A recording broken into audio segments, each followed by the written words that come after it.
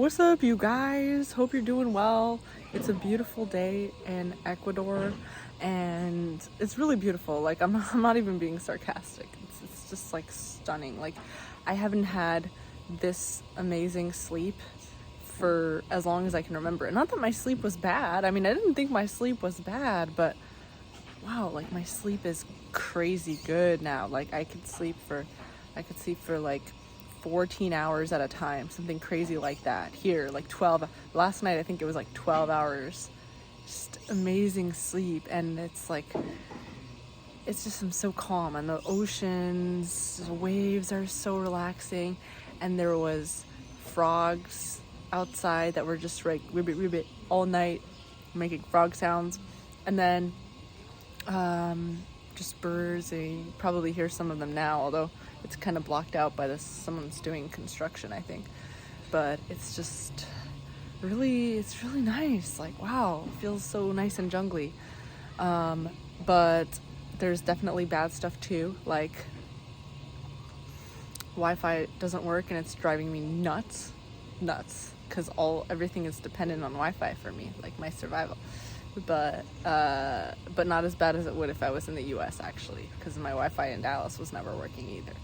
But anyways, the Wi-Fi is an issue. You have to use cash, but there's no ATM machine, so you just have to like magically arrive with a lot of cash, unless you travel a lot to like other towns that have ATM machines. And even then, like, I kind of get scared because I like worry if they have those like little things that you that stick to the card reader that like reads your card and kind of like, hola, like it reads your card and it like kind of like steals all your money from your debit card or whatever. They have those. My friend was saying they had it in Indonesia. What's up, Jeanette?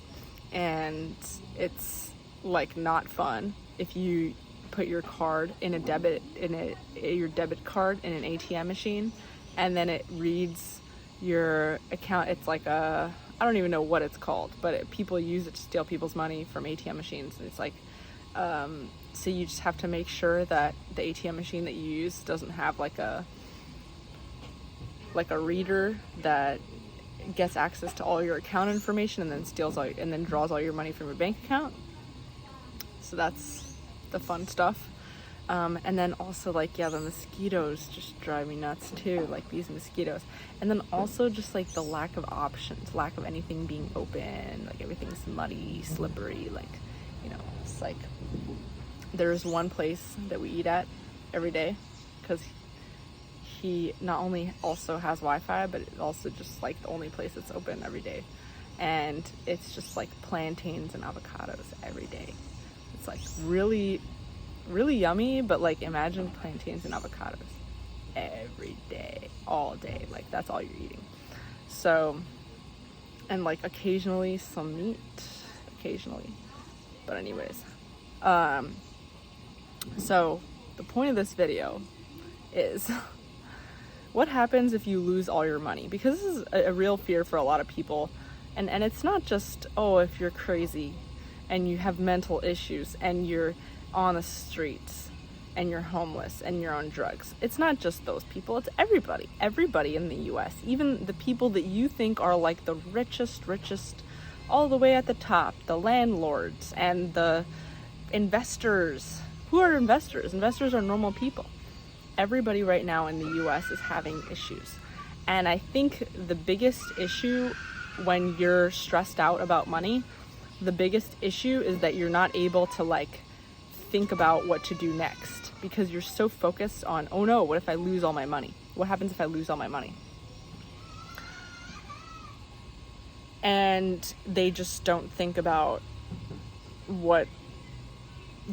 they're just so obsessed with, and I'm talking about myself. I'm just so obsessed with like, oh no, what happens if I lose all my money? What's gonna happen? That it's really impossible to focus on actually making money. It's impossible to focus on like, okay, like today I'm gonna write blah blah blah. Today I'm gonna arrange blah blah blah. I'm gonna do accounting today. Like all the things that actually make you money. for me. Those are the things that would make me money, is like strategizing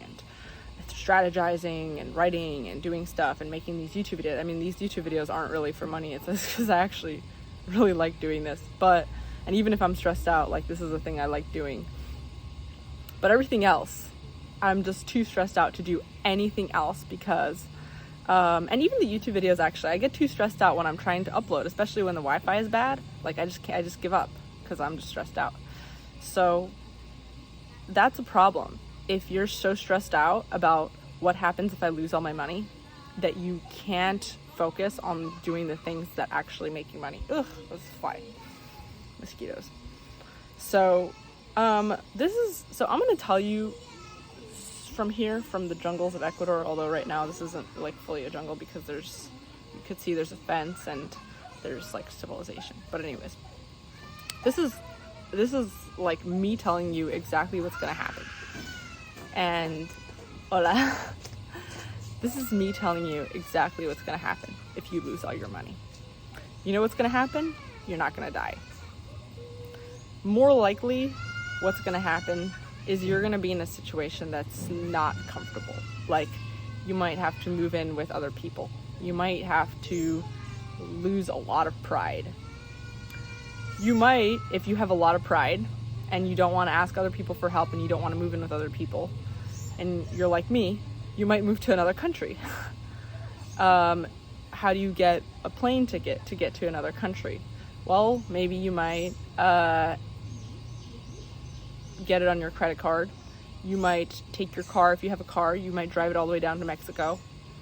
You might, but you know what? Maybe you don't have that. You might go and live out in the forest.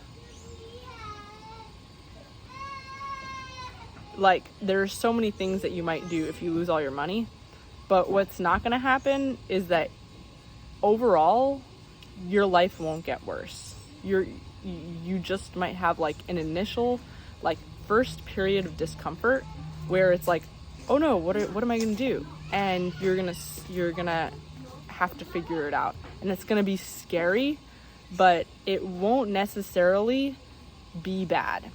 And long term, you might actually end up having a better life because you're kind of forced to think about what you actually want to do. If you have no money, when money isn't there anymore, and all of a sudden all you have to do is like think about, okay, now that like when there's no money, there's no wondering like what's the better deal or what's not. All you do is like, you're just kind of forced to think about, if I have to survive, where would I rather survive? Like, and it just kind of forces you to be in a place where you actually want to be in. So you have to live in a jungle. Which jungle would I rather live in? Which jungle am I comfortable living in? Have to live in a jungle where all I can eat is whatever is growing nearby. I can just eat like the plants that are growing nearby, the animals that I hunt nearby if I know how to hunt. That's what happens. You're forced to think about like where you want to be when money is not involved. And there are, I promise you, plenty of places in the world where if there's no money involved and if you have to grow your own plants and eat your own food and hunt your own food down and survive and pee in the bushes, there's many places in the world where it wouldn't be so bad. And not only that, you might actually like your life better than it was when you had money. You might actually enjoy your life a lot better, and you might even sleep better and sleep calmer, you know, like, so. And I think it's really impossible to know just how much better it could be until you just take a trip for yourself out to like the poorest places in the world, or like, you know, anywhere where you can't use money and you're just kind of forced to like survive without it, and just see how your life is. Probably going to be very uncomfortable in the beginning, but just knowing that about yourself, knowing about yourself, how you are in a situation where you have nothing to leverage, like no currency to leverage. And just having that in the back of your mind, figuring out what that is for you, and keeping it in your head always as like, okay, this is the worst. This is the worst my life could ever possibly get. And it's not so bad. It's not terrible. Is so valuable. It's like a huge thing to have. Oh, this mosquito is just literally biting me right now. Anyway, maybe just don't go live in a place with mosquitoes. But anyway, that's all I say. So just think about that today. Think about what that looks like for you, and imagine it for a period of time, even though it's going to be really uncomfortable. Imagine it. And I think having that in your head as like, okay, it can't get any worse than this, would really, for me at least, it really helps me focus on what I'm doing, because it's like, okay, well, now I know what the worst is. It's not so bad. And I am able to focus on doing the things that actually make me money instead of obsessing over what am I going to do if I lose all my money. Okay, anyway, hope it was helpful. See you guys in the next video.